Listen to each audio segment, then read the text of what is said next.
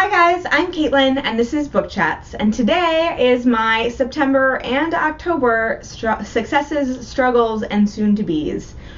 Just by that title, you should know one of my struggles in the last 2 months, which is making this video. Thank you so much for putting up with the fact that I have been bad about making videos lately. I'm very sorry. It is kind of related to my first success, which also look, new background, and that is that I moved! Some of you guys know this was stressing me out for the entire month of July and August, which is that I was anticipating moving in September and I didn't know where I was living at and all these other things. I signed paperwork on a place. I moved there 2 weeks later, so bear with me while I figure out what is actually the ideal lighting and filming location and everything. Other successes: Texas Teen Book Festival. I went to this at the beginning of October with 2 of my friends. We actually all drove in from different places. That was a really cool experience. I really enjoyed the Texas Teen Book Festival. I got to see Minnie Kaling, I got to see a bunch of authors, and it was great. Another success, I launched the Diverse Christian Fiction Project. You guys might have heard me talk about this already or might not, depending on which order these videos get posted in that I filmed today, and also depending on whether or not you follow me on social media. I went to an Aggie football game. I don't know if you guys know this. I went to Texas A&M University. I'm an Aggie. Here's my Aggie ring. Gig 'em.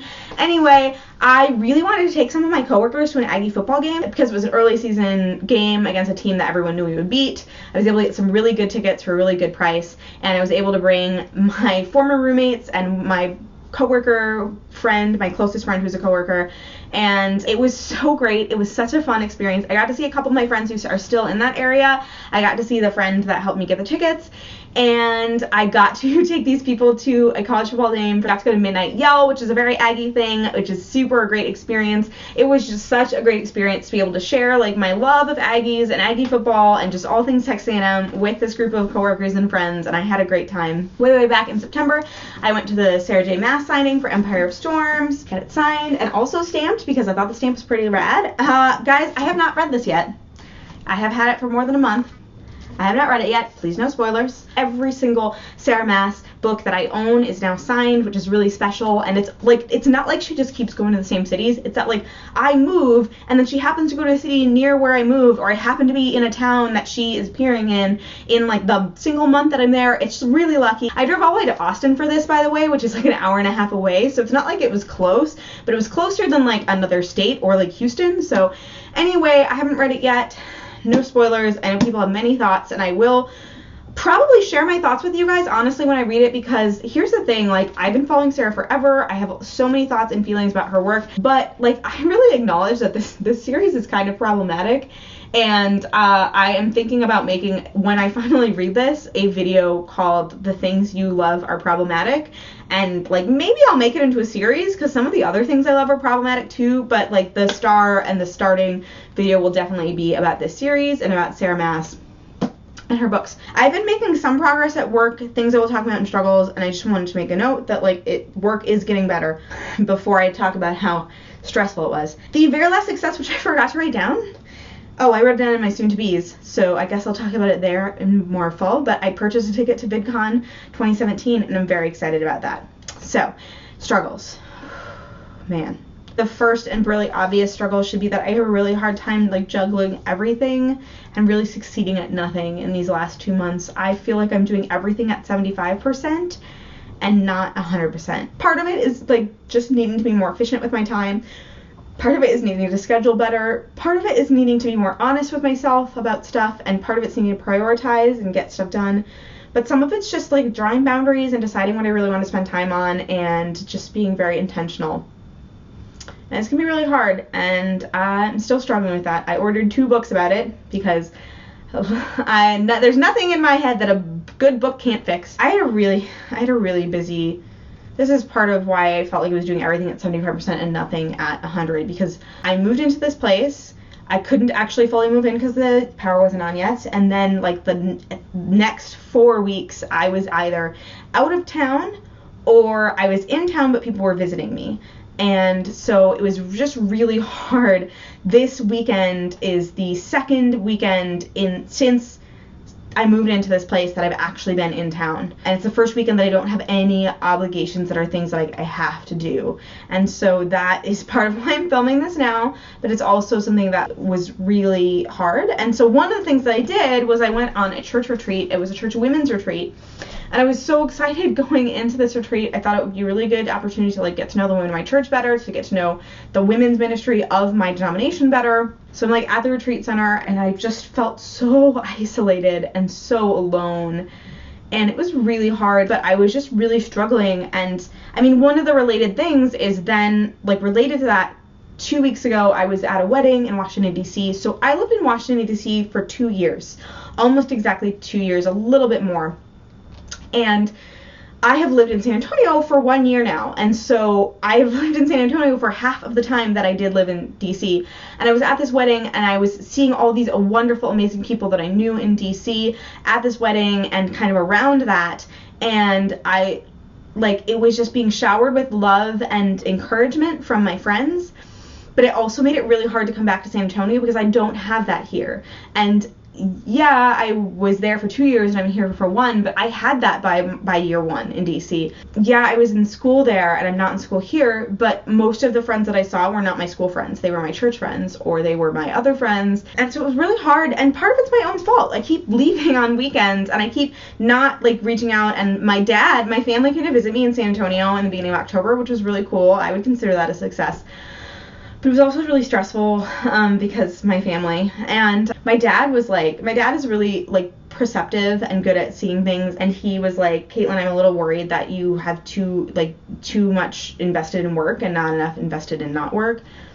And I think he said that partly because it seemed like my entire social life was work, and it kind of is, but not entirely. And I'm trying to like take steps to improve that. It doesn't help that I keep befriending people on the internet and you're not here in San Antonio with me, but I love all of you, and I love being friends with you, and I love connecting with those of you who I was friends with even before I made this channel, and I love connecting with you who I am friends with through this channel.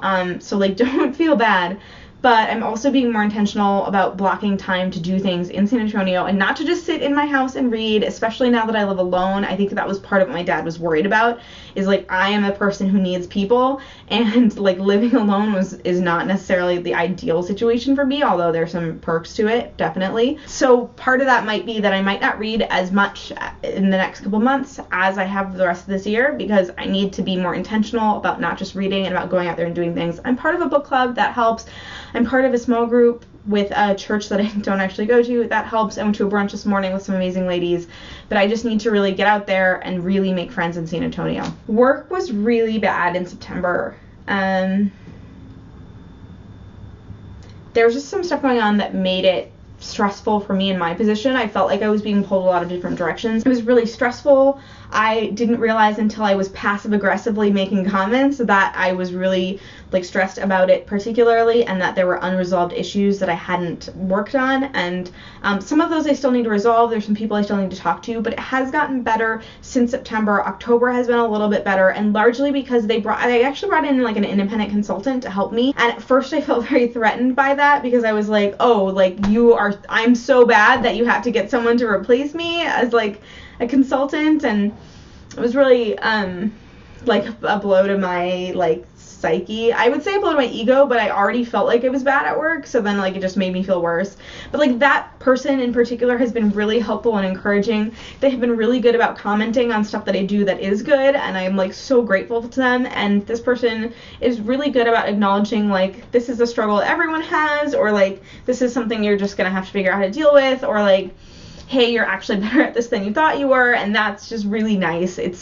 I don't talk about this a lot because I don't talk about my job on the internet, because I think it's kind of weird, and because like, hi future potential employers, I promise I'm a great employee and you really want me. But this is my third career path that I'm on, and I really like, I say that and it's like, this is the one that's gonna stick, I'm pretty sure.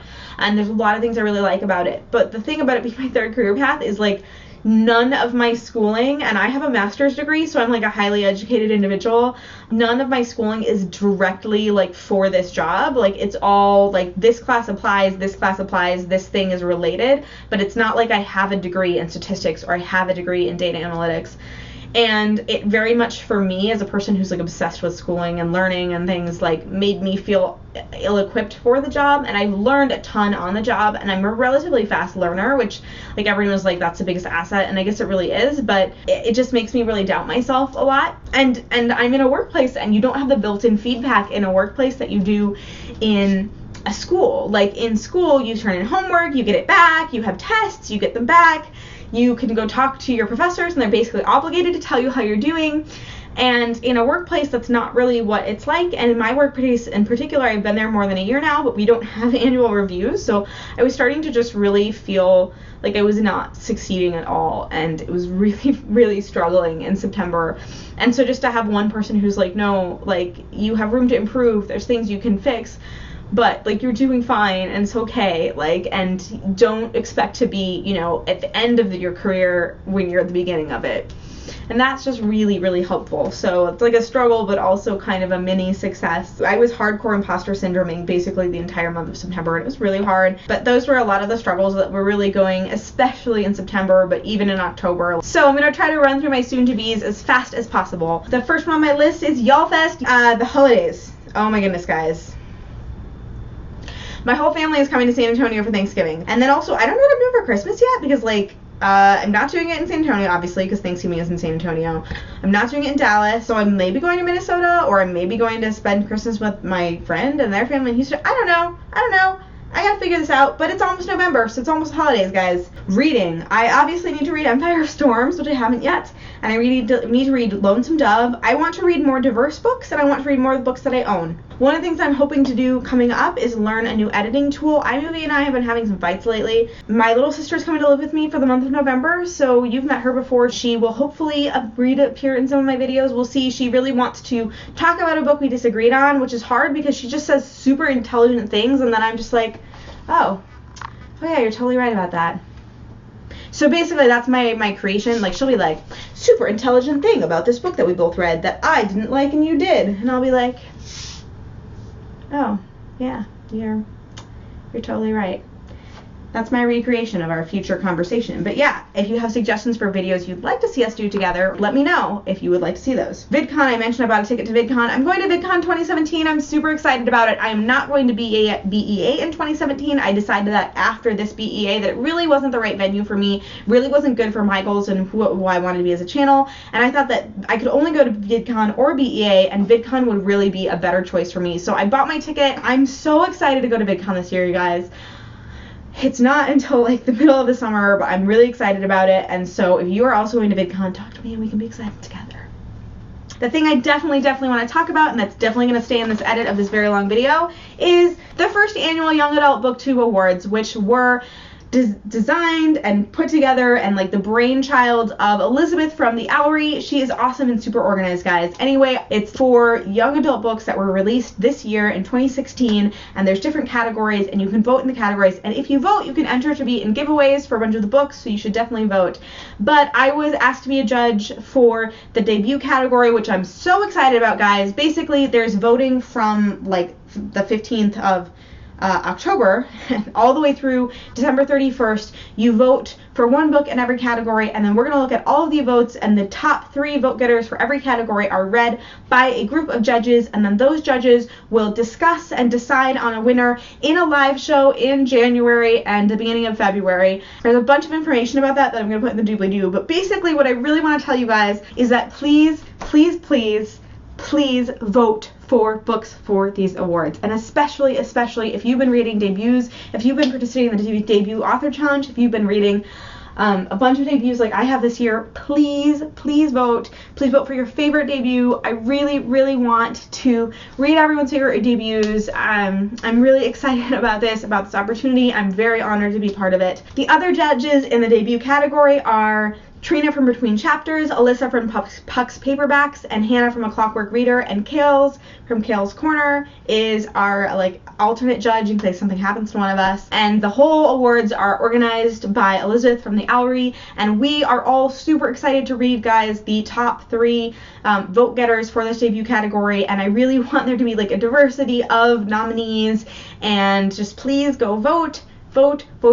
Thank you so much for watching this incredibly long video. I'm sorry that I just blabbered on forever, and I hope it was at least somewhat helpful.